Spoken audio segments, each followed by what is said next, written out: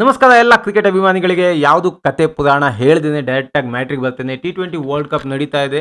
ಅದರಲ್ಲಿ most weighted ನಮ್ಗೆ ಬೇಕಾಗಿದ್ದಂಥದ್ದು super 8.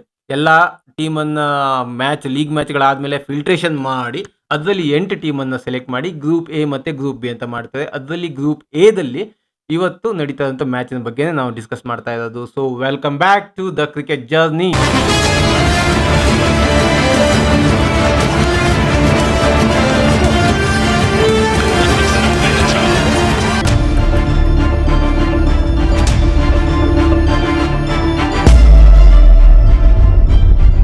Group ಬಿದಲ್ಲಿ ಆಲ್ರೆಡಿ ಒಂದು ಮ್ಯಾಚು ಮಳೆ ಬಂದು ಹಾಳಾಗಿದೆ. ಮತ್ತೊಂದು ಮ್ಯಾಚ್ ನಡೀತಾ ಇದೆ, ಶ್ರೀಲಂಕಾ ವರ್ಸಸ್ ಇಂಗ್ಲೆಂಡ್ ಪಲ್ಲಿಕೆಲೆ ಶ್ರೀಲಂಕಾದಲ್ಲಿ ನಡೀತಾ ಇರೋದು. ಇನ್ನು ಮೂರನೇ ಮ್ಯಾಚ್ ಬಂದ್ಬಿಟ್ಟು ಗ್ರೂಪ್ ಎ ಇದು ಇಂಡಿಯಾ ವರ್ಸಸ್ ಸೌತ್ ಆಫ್ರಿಕಾ ನಡೀತಾ ಇರೋದು ಇಂಡಿಯಾದಲ್ಲಿ. ಅದರಲ್ಲೂ ಅಹಮದಾಬಾದ್ ನರೇಂದ್ರ ಮೋದಿ ಸ್ಟೇಡಿಯಂ ಅಲ್ಲಿ ಇರುವಂಥದ್ದು red soil pitch. So bounce ಇರುತ್ತೆ, ಬಾಲ್ ಸ್ವಲ್ಪ ಸ್ಪೀಡಾಗಿ ಬರುತ್ತೆ, ಬ್ಯಾಟಿಗೆ ಬರುತ್ತೆ, ಪಿಕಪ್ ಶಾಟ್ ಹೊಡೆಯೋರಿಗೆಲ್ಲ ಒಳ್ಳೇದಿರುತ್ತೆ. ಅದ್ರ ಜೊತೆಗೆ ಗ್ರೌಂಡಿನ ಒಂದು ಏನು ಡೈಮೆನ್ಷನ್ ಇದೆ, 75 ಮೀಟರ್ ಸ್ಟ್ರೇಟಲ್ಲಿದೆ. ಅದಾದಮೇಲೆ 65 ಮೀಟರು, 66 ಮೀಟರು ಎಲ್ಲ ಸರೌಂಡಿಂಗಲ್ಲಿದೆ. ಸೊ ಬ್ಯಾಟಿಂಗಿಗೆ ಒಳ್ಳೆಯದೇ ಪಿಚ್ಚು, ಹಾಗೆ ಬೌಲಿಂಗಿಗೆ ಕೂಡ ಟರ್ನ್ ಇದೆ, ಯಾಕಂದರೆ ರೆಡ್ ಸಾಯಿಲ್ ಪಿಚ್ ಇರೋದ್ರಿಂದ. ಇನ್ನು ಈ ಒಂದು ಗ್ರೌಂಡಲ್ಲಿ ಈ ಅಪೋಸಿಟ್ ಅವರಿಗೆ ಅಂದರೆ ಸೌತ್ ಆಫ್ರಿಕಾದವರಿಗೆ ಅಷ್ಟೊಂದು ಎಕ್ಸ್ಪೀರಿಯನ್ಸ್ ಇದೆಯಾ ಅಂತ ಕೇಳೋದಾದರೆ ನಿಜವಾಗ್ಲೂ ಎಕ್ಸ್ಪೀರಿಯನ್ಸ್ ಇದೆ. ಇದರಲ್ಲಿ ಆಡ್ತಾ ಇರೋಂಥ ಆಲ್ಮೋಸ್ಟ್ ಆಲ್ ಎಲ್ಲ ಪ್ಲೇಯರ್ಸ್ಗಳು IPL ಆಡ್ತಾರೆ.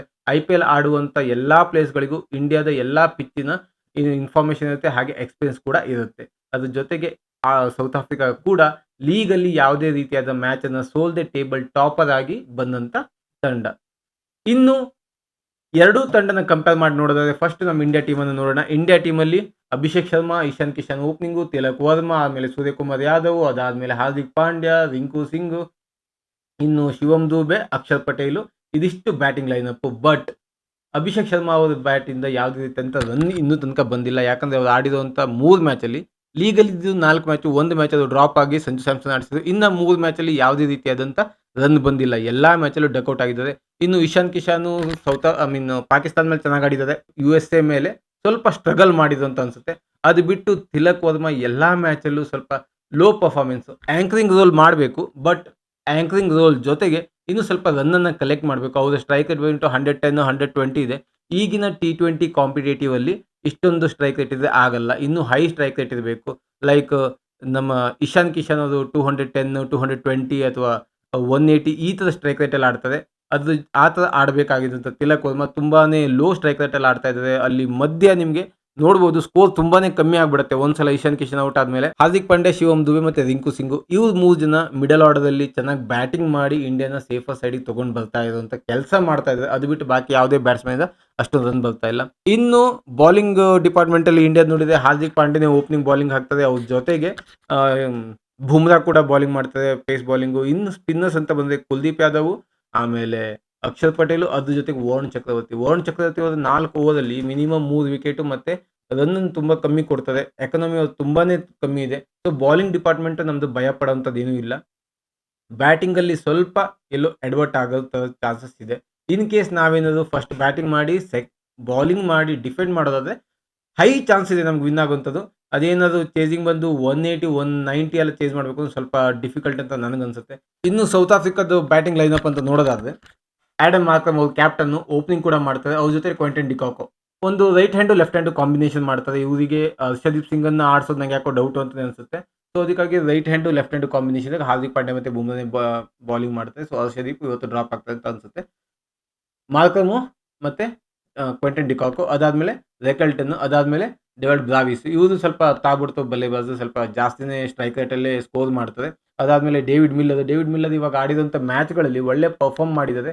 ಸೊ ಟೀಮಿಗೆ ಅವ್ರ ಮೇಲೆ ನಂಬಿಕೆ ಇದೆ. ಅದಾದ್ಮೇಲೆ ಸ್ಟೆಪ್ಸ್, ಅದಾದ್ಮೇಲೆ ಬಾಷ್, ಇದಿಷ್ಟು ಬ್ಯಾಟಿಂಗ್ ಲೈನಪ್ ಇಟ್ಕೊಂಡಿರುವಂಥ ಸೌತ್ ಆಫ್ರಿಕಾ ತಂಡ. ಯಾಕಂದ್ರೆ ಇವರು ಕನ್ಸಿಸ್ಟೆನ್ಸಿ ಒಳ್ಳೆ ಪರ್ಫಾರ್ಮೆನ್ಸ್ ಮಾಡ್ಕೊಂಡು ಬರ್ತಾ ಇದ್ದಾರೆ. ಅದರಲ್ಲೂ ಮೇನ್ ಆಗಿ ಮಾರ್ಕಮ್ ಪ್ರತಿಯೊಂದು ಮ್ಯಾಚಲ್ಲಿ ಸ್ಕೋರ್ ಮಾಡ್ತಾ ಇದ್ದಾರೆ.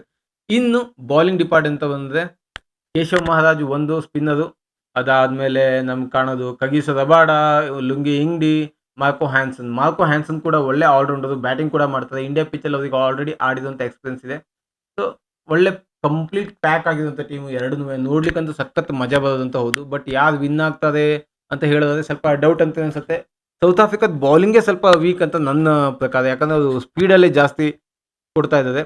ಇಂಡಿಯನ್ ಪಿಚ್ಚಲ್ಲಿ ಪೇಸ್ ಆ್ಯಂಡ್ ಸ್ಪಿನ್ನನ್ನು ಎರಡೂ ಕಂಬೈನ್ ಮಾಡಿ ಆಡಿಸಿದ್ರೆ ವಿನ್ ಆಗೋ ಚಾನ್ಸಸ್ಗಳು ಜಾಸ್ತಿ ಇರುತ್ತೆ. ಬಟ್ ಇವ್ರದ್ದು ಕಗಿಸೊರಬಡ, ಲುಂಗಿ ಇಂಗಡಿ, ಅದಾದಮೇಲೆ ಹ್ಯಾನ್ಸನ್, ಇದು 3 ಜನ ಪೇಸ್ ಬೌಲರ್ಸು. ಕೇಶವ್ ಮಹಾರಾಜ್ ಒಂದು ಸ್ಪಿನ್ ಬೌಲರು, ಅವ್ರ ಜೊತೆಗೆ ಮತ್ತೊಂದು ಬಾಷು. ಇದು 4 ಜನ ಪೇಸ್ ಬೌಲರ್ಸು, ಒಂದು ಮಾತ್ರ ಸ್ಪಿನ್ ಅಟ್ಯಾಕ್ ಇದೆ.